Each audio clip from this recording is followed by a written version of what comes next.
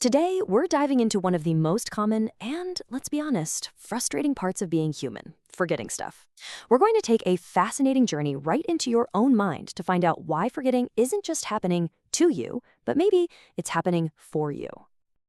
Yes, this question. We've all been there, right? More times than we can even count.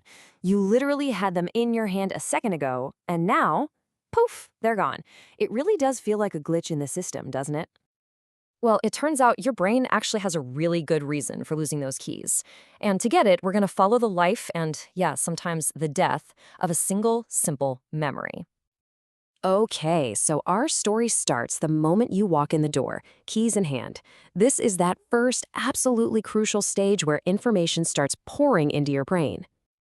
Just think about it for a second. In that single moment, you're not just thinking about the keys. You're also seeing the mail on the counter. You're hearing the TV from the living room. You're feeling exhausted from your day. And you're already wondering what's for dinner. It's like a tidal wave of data hitting you all at once. Now, your brain can't possibly hold on to all of that. No way. So most of it just vanishes instantly. But the specific act of putting down your keys, that little piece of information, it gets to go to the next stop.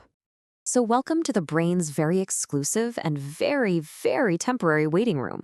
We are, of course, talking about your short-term memory. You should think of this like a mental sticky note. Seriously, it's a place where your brain just jots down a couple of things it needs right now, but it was never, ever designed to be permanent. It's fast, it's useful, and it is incredibly limited. So, how much can you even fit on that mental sticky note? You might be surprised. On average, our short-term memory can only hold about 7 items at a time. That's it. Not a whole lot of room in this waiting area. And it's not just about the space. It's also about time. Any information in this holding pattern only sticks around for maybe 20 seconds. After that, that memory has a choice to make. Either get promoted to long-term storage or get kicked out. The clock is already ticking for where you put those keys.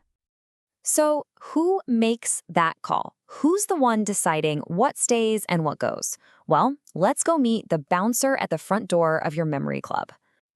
This amazing part of your brain is called the hippocampus, and its entire job is to look at all the info passing through that short-term waiting room and decide, okay, is this actually important enough to keep for good? So, how does this gatekeeper even decide? Well, it's basically a simple 4-step process. First, the information shows up like, I put my keys on the kitchen counter.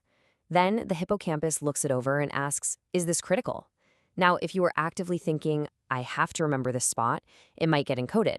But if your mind was already on making dinner, the hippocampus just decides it's clutter and tosses it to make room. And this, right here, brings us to the most surprising part of this whole story. We're about to totally flip the script on what you think forgetting actually is. You know, we have this idea that a perfect brain is like a supercomputer, just remembering every single little detail forever. We see forgetting as a failure, right?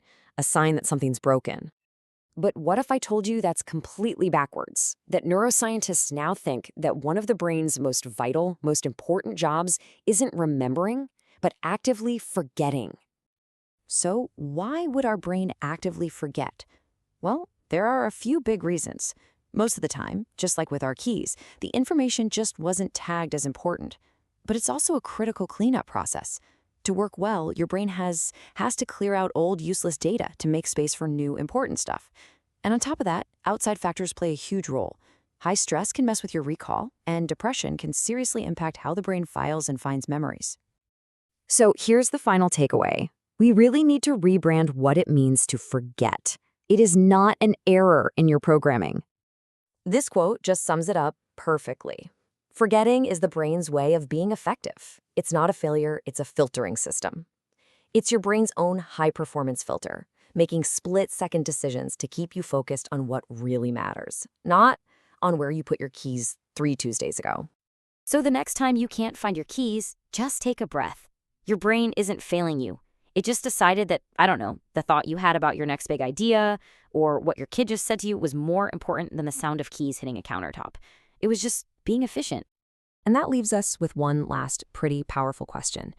If your brain is constantly clearing out the junk, the power is really in your hands. What are you paying attention to? What are you telling your brain is actually important enough to save? The choice, in so many ways, is yours.